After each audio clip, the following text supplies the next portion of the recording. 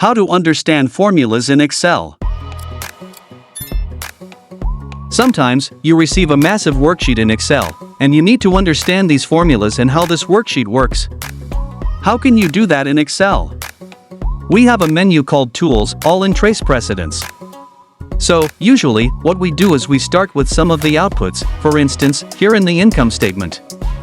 We want to know where these are. Gasoline sales originate from. And we can use this. And we can see that this is coming from here. Then what we do is we try to follow these calculations back. And in this case, you can see this is coming here from the total here. This is year 2. This uses an index match formula, 1855. So this is coming from year 2. Voila, I'm opening this. And we are basically following this, and we are tracing it back to. See where all these calculations come from. And we do this several times. As you can see here are the calculations from the gasoline sales. And we just keep going.